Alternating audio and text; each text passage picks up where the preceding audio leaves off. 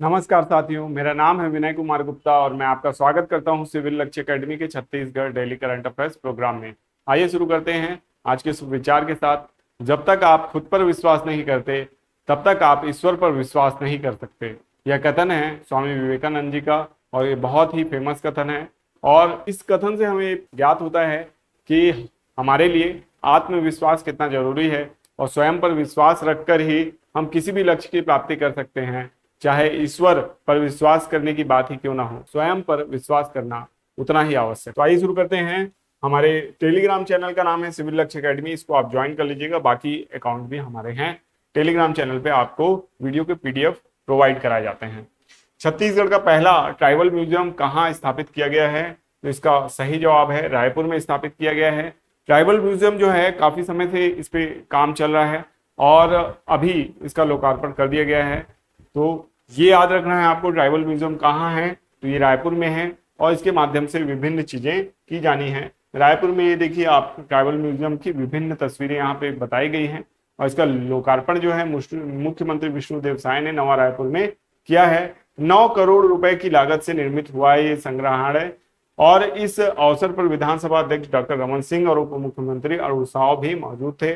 आदिवासी अनुसंधान एवं प्रशिक्षण संस्थान परिसर में निर्मित इस संग्रहालय में कुल 14 गैलरियां हैं और जो ये गैलरियां हैं इसमें जनजातीय जीवन शैली के विभिन्न पहलुओं का जीवन प्रदर्शन किया गया है। इसमें जनजातियों के तीज त्योहार, पर्व, महोत्सव तथा विशिष्ट संस्कृति, आवास एवं घरेलू उपकरण, शिकार उपकरण, वस्त्र एवं आभूषण, कृषि तकनीक एवं उपकरण, जनजातीय नृत्य, वाद्य यंत्र, लौह निर्माण, रस्सी निर्माण, फसल मिसाई और इससे संबंधित झांकियां बनाई गई हैं। तो इसे भी आपको याद रखना है, ठीक है। तो ये ट्राइबल म्यूजियम से संबंधित ये कह सकते हैं तस्वीर है, आप देख सकते हैं पूरी तस्वीरों को। आगे बढ़ते हैं। छत्तीसगढ़ का कुरगुटालू पर्वत किस जिले में स्थित है? बहुत इंपॉर्टेंट क्वेश्चन है। कुरगुटालू जो पर्वत है ये किस जिले में है? रायपुर, बिलासपुर, बीजापुर या दुर्ग? इसका सही जवाब है बीजापुर। बीजापुर इसका सही जवाब है, इसको याद रखना है आपको, ठीक है। तो यहाँ पे आप देख सकते हैं बीजापुर को। बीजापुर माओवादियों का अंतिम जो अभेद्य किला है कुरगुटालू पहाड़ी भी अब ध्वस्त हो चुकी है। भारतीय सेनाओं की ओर से पाकिस्तान के भीतर आतंकियों के सुरक्षित ठिकानों को ध्वस्त करने के लिए बीच सुरक्षित बलों या सुरक्षा बलों ने आंतरिक सुरक्षा के लिए बड़ी चुनौती बने माओवादियों का अंतिम अभेद्य किला भी ध्वस्त कर दिया है। सुरक्षा बलों के इस अभियान को ऐतिहासिक बताते हुए केंद्रीय गृह एवं सहकारिता मंत्री अमित शाह ने कहा 31 मार्च 2026 तक भारत का माओवाद से मुक्त होना तय है। छत्तीसगढ़ और तेलंगाना की सीमा पर स्थित 60 किलोमीटर लंबी और 5 से 20 किलोमीटर चौड़ी कुर्रगुटालू पहाड़ी पर माओवादी हेडक्वार्टर को ध्वस्त करने के बाद सुरक्षा बलों ने उसे अपने कब्जे में ले लिया है। इसके पहले सुरक्षा बल बिहार स्थित चक्रबंधा पहाड़ और झारखंड स्थित बूढ़ा पहाड़ जैसे माओवादियों के अभेद्य किलों को ध्वस्त कर चुके हैं। कुर्रगुटालू पहाड़ी पर सुरक्षा बलों के कब्जे के बाद माओवादियों के लिए कोई भी सुरक्षित पनाहगाह नहीं बची है। अमित शाह के अनुसार यहां माओवादियों की पीपल्स गुरिल्ला आर्मी बटालियन के एक के साथ साथ Dandakaranya special zonal committee, Telangana state committee और सेंट्रल रीऑर्गेनाइजिंग कमेटी का यूनिफाइड हेडक्वार्टर था। यहां माओवादियों ने बीजीएल, आईईडी और अन्य हथियार बनाने के 4 कारखाने लगा रखे थे। लेथ मशीन से लेकर अन्य बड़े और भारी उपकरण भी लगाए हुए थे। बिजली के लिए जनरेटर सेट भी लगा हुआ था। सुरक्षा बलों पर अधिकांश हमले यहां बने हथियारों से ही होते थे। यहां लगभग 400 माओवादियों के ठहरने और ट्रेनिंग की व्यवस्था थी। इनके लिए 2 साल के खाने के लिए अनाज का स्टॉक भी रखा हुआ था। अपने हेडक्वार्टर को अभेद्य बनाने के लिए नक्सलियों ने पहाड़ के चारों ओर बड़ी संख्या में आईईडी लगा रखा था। अभी तक 450 आईईडी को नाकाम किया गया है और छत्तीसगढ़ के डीजीपी एडी सिंह ने कहा कि ऑपरेशन ब्लैक फॉरेस्ट में शीर्ष माओवादी नेता या तो मारे गए हैं या घायल हैं। मारे गए 31 माओवादियों में से 16 महिलाएं हैं। उन्होंने बताया कि ऑपरेशन के दौरान 450 आईईडी, लगभग 2 टन विस्फोटक, कई राइफलें और गोला बारूद जब्त किया गया है। तो इससे पता चला हमको किसके बारे में, ऑपरेशन ब्लैक फॉरेस्ट के बारे में। इससे पहले हम लोगों ने ऑपरेशन संकल्प की बात कर ली है। ऑपरेशन संकल्प जो नक्सलियों को पूरी तरीके से सफाया करने के लिए इस बार संकल्पित है सरकार, और इसीलिए चलाया गया है। और इसके साथ साथ ऑपरेशन ब्लैक फॉरेस्ट भी चलाया गया है। जैसे कि अभी जम्मू कश्मीर में भी विभिन्न ऑपरेशन चल रहे हैं, जो उनके नामों, जहां पे आतंकी छुपे हुए हैं, जैसे लश्कर के 3 आतंकवादी अभी ढेर हुए हैं लश्कर तैयबा के, तो वहां पे उस स्थान के नाम पे उसका नाम रखा गया है, वैसे ही यहाँ पे रखा गया है। ऑपरेशन केलर, आपको याद होगा केलर अभी चलाया गया था, और केलर में 3 आतंकवादी जो हैं लश्कर तैयबा के, वो ढेर हो गए हैं। ठीक है, आगे देखते हैं। ये हमारा सीजी करंट अफेयर्स का चैनल है, इसको भी आपको फॉलो करना है, सब्सक्राइब करना है, और यहाँ आपको मंथली और वीकली करंट अफेयर्स के वीडियो मिलेंगे। आगे बढ़ते हैं। सशक्त गांव समृद्ध छत्तीसगढ़ लोकार्पण, वितरण और सम्मान समारोह कहाँ आयोजित किया गया?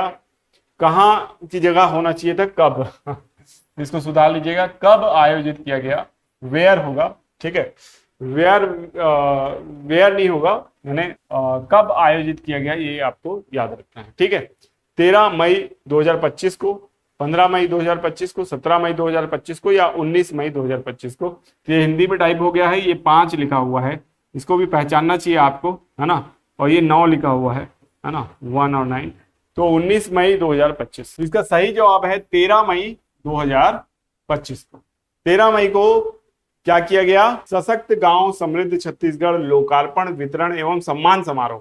जो शासन ने इसको नाम दिया है, उसके आधार पर मैं बता रहा हूं आपको कि इस कार्यक्रम का शुभारंभ कब किया गया था। 13 मई 2025 को ये संपन्न हुआ था। इसमें शिवराज सिंह चौहान जी ने शिरकत की थी, विष्णुदेव साय जी ने शिरकत की थी, और ये कहाँ हुआ था? तो शासकीय पीजी कॉलेज अंबिकापुर में हुआ था। ठीक है, आपको याद हो कि कल हम लोगों ने मोर आवास मोर अधिकार के नाम से इस क्वेश्चन को ऑलरेडी कवर किया हुआ है।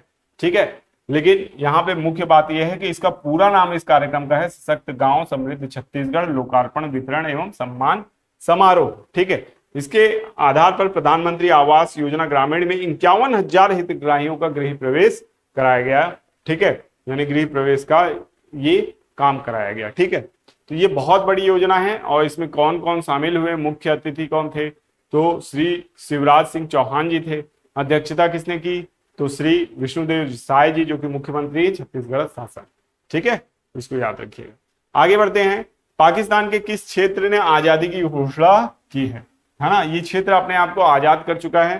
तो खैबर पख्तून, बलूचिस्तान, पंजाब या सिंध? तो इसका सही जवाब है, सभी को जानते हैं, बलूचिस्तान ने स्वयं को आजाद करने की घोषणा की है। हालांकि अभी किसी भी देश ने अंतर्राष्ट्रीय तौर पर इस देश की मान्यता नहीं दी है, लेकिन अगर बलूचिस्तान अपने आप को संभाल पाया और निश्चित तौर पर उसकी कूटनीति अगर सफल रही, तो निश्चित तौर पर इसको आने वाले समय में मान्यता दे दी जाएगी। ठीक है, ये भी याद रखना है। तो बलूचिस्तान ने तोड़ा पाकिस्तान से नाता, आजादी का किया है ऐलान, भारत यूएन से मांगी मान्यता।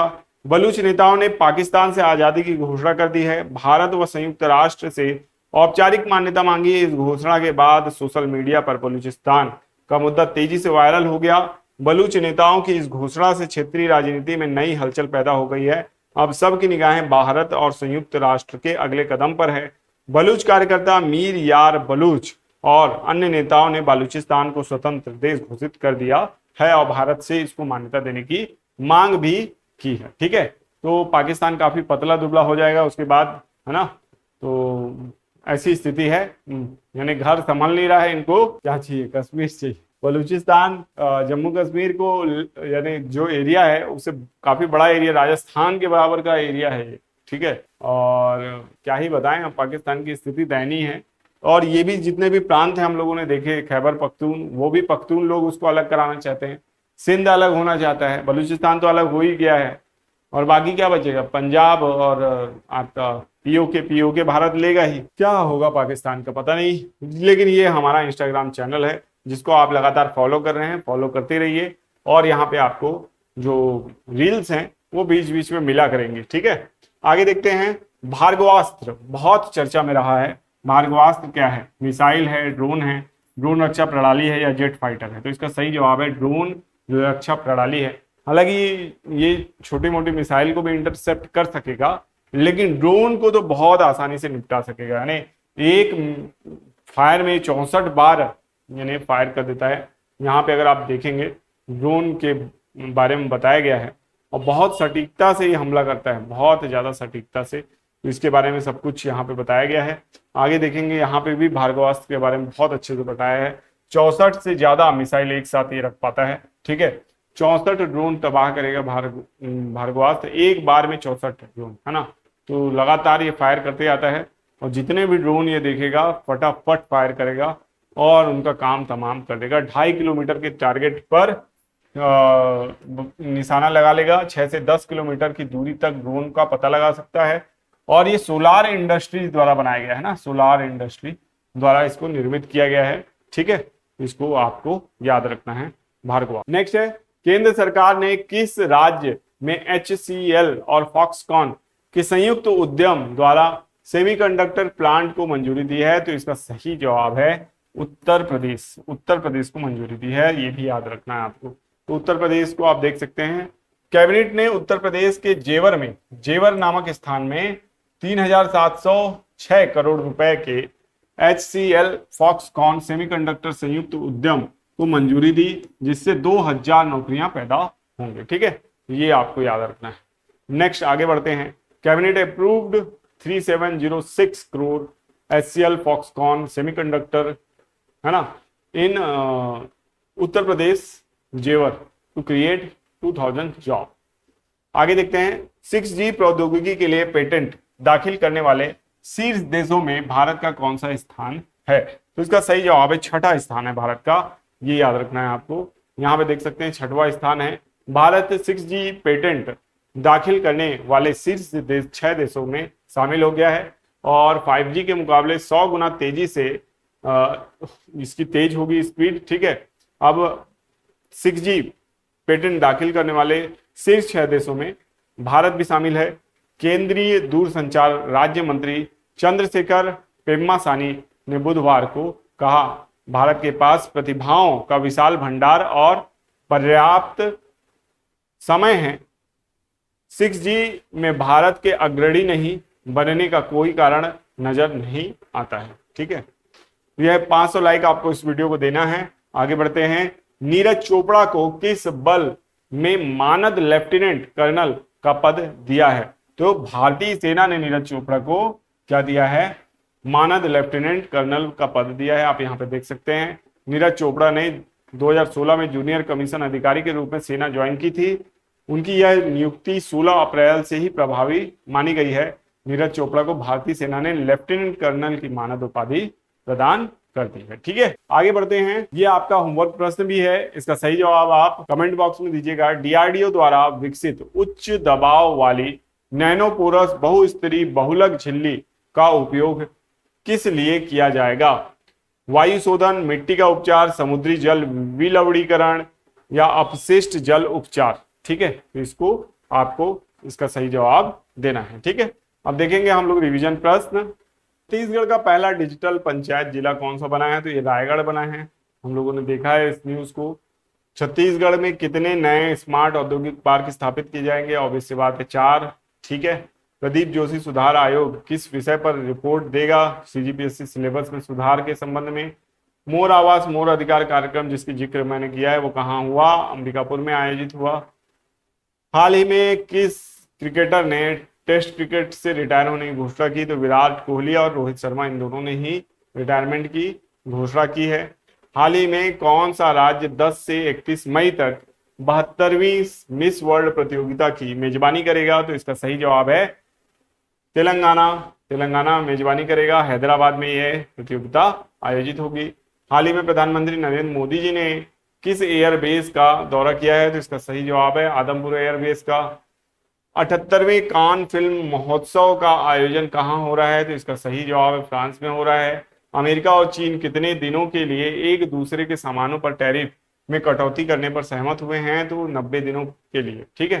तो आशा करते हैं ये वीडियो आपको पसंद आया होगा। मिलेंगे नेक्स्ट वीडियो में। आपका दिन शुभ हो। धन्यवाद।